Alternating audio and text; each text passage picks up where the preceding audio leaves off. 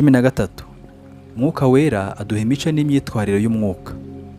Abagalatiya 5:16, 18 na 25. Ndavuga nti muyoborwe n'umwuka, kuko aribwo mutazakora ibyo kamere irarikira. Ariko niba muyoborwa n'umwuka, niba mugitwarwa n'amategeko, niba tubeshwaho n'umwuka, tujye tuyoborwa n'umwuka. 14. Mwuka Wera niwe utubyara ubwa kabiri, tukaba ibiremwa bishya. Yohana 3:5-6 n'8. Yesu aramusubiza, ni ukuri ndakubwira yuko umuntu utabyawe n'amazi n'umwuka atabasha kwinjira mu bwami bw'Imana. Ikibyarwa n'umubiri nacyo ni umubiri, n'ikibyarwa n'umwuka nacyo ni umwuka. Umuyaga uhuha aho ushaka, ukumva guhuha kwawo, ariko ntumenya aho uva cyangwa aho ujya. Niko uwabyawe n'umwuka wese amera. 15. Mwuka Wera atwemeza iby'icyaha. Itangiriro 6:3. Uwiteka aravuga ati, umwuka wanjye ntazahora aruhanya n'abantu iteka ryose, kuko ari abantu b'umubiri. Nuko rero iminsi yabo izaba imyaka 120. Yohana 16:8-10. Ubwo azaza azatsinda ab'isi, abemeza iby'icyaha n'ibyo gukiranuka n'iby'amateka. Iby'icyaha kuko batayinyizeye, n'ibyo gukiranuka kuko njya kwa Data, kandi nawe muzaba mutakimbona. Ibyakozwe 7:51. Yemwe abatagonda ijosi, mwe abatakebwe mu mitima no mu matwi, iteka murwanya umwuka wera, uko basekuruza wanyu bakoraga niko namwe mukora. 16. Mwuka Wera aratweza. Abaroma 15:15-16. Nyamara muri uru rwandiko hamwe na hamwe nabandikiye ntabobera, nsa n'ubibutsa kubw'ubuntu nahawe n'Imana, yuko nkwiriye kuba umukozi wa Yesu Kristo mu banyamahanga, wo kubagaburira ubutumwa bwiza bw'Imana nk'umutambyi, kugira ngo abanyamahanga babone uko baba igitambo gishimwa cyejejwe n'umwuka wera. Abakorinto ba mbere 6:11. Kandi bamwe muri mwe mwari nkabo, ariko mwaruhagiwe, mwarejejwe, mwatsindishirijwe n'umwuka w'Imana yacu mu izina ry'Umwami Yesu Kristo. Abatesalonike ba kabiri 2:13. Ariko bene data bakundwa n'Umwami wacu, dukwiriye kubashimira Imana iteka, kuko uhereye mbere na mbere Imana yabatoranirije agakiza gaheshwa no kwezwa kuva ku mwuka no kwizera ukuri. 17. Mwuka Wera niwe kimenyetso cy'Imana. Abakorinto ba kabiri 1:22. Niyo yadushizeho ikimenyetso, iduha umwuka wayo mu mitima yacu ho ingwate. Abefeso 1:13-14. Niwe namwe mwiringiye mumaze kumva ijambo ry'ukuri, ari ryo butumwa bwiza bw'agakiza kanyu, kandi mumaze kwizera niwe wabashyizeho ikimenyetso, ari cyo Mwuka Wera mwasezeranijwe, uwo twahaweho ingwate yo kuzaragwa wa murage, kugeza ubwo ab'Imana yaronse izabacungura, ubwiza bwayo bushimwe. Abefeso 4:30. Kandi ntimuteze agahinda Umwuka Wera w'Imana wabashyiriweho kuba ikimenyetso, kugeza ku munsi wo gucungurwa. 18. Umwuka Wera niwe utora abayobozi b'itorero. Ibyakozwe 20:28.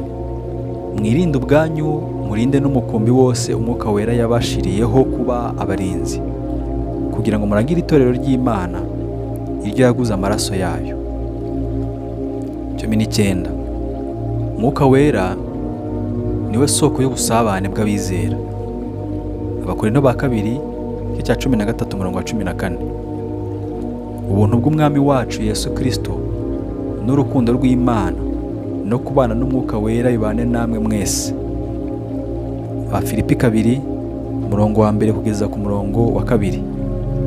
Nuko niba hariho gukomezwa kuri muri Kristo, kandi niba hariho guhumurizwa kuzanwa n'urukundo, niba hariho no gusangira umwuka, niba hariho imbabazi n'impuhwe, musohoreshe umunezero wanjye guhuriza imitima mu rukundo, mwibwira kumwe muhuje imitima.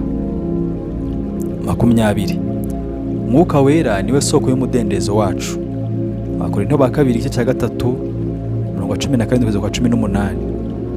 Nuko rero umwami niwe mwuka, kandi aho umwuka w'umwami ari niho haba umudendezo. Ariko twebwe twese ubwo tureba ubwiza bw'umwami, tubureba nko mu ndorerwamo mu maso hacu hadatwikiriye. Duhindurirwa gusa nawe, tugahabwa ubwiza buruta ubundi kuba bwiza nk'ubw'umwami w'umwuka. 21. Mwuka Wera niwe soko y'imbaraga. Abefeso 3:14-16. Nicyo gituma mfukamira Data wa twese, uwo imiryango yose yo mu ijuru n'iyo mu isi yitirirwa, ngo abahe nk'uko ubutunzi bw'ubwiza bwe buri gukomezwa cyane mu mitima yanyu kubw'umwuka we. 22.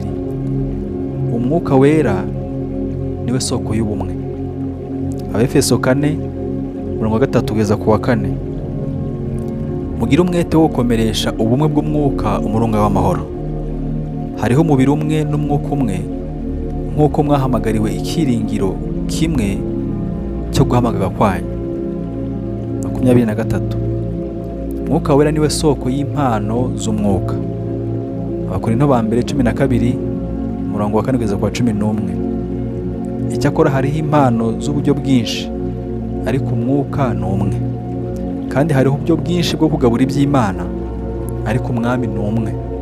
Hariho n'uburyo bwinshi bwo gukora, ariko Imana ikorera byose muri bose ni imwe. Umuntu wese agahabwa ikimwerekanaho umwuka kugira ngo bose bafashwe.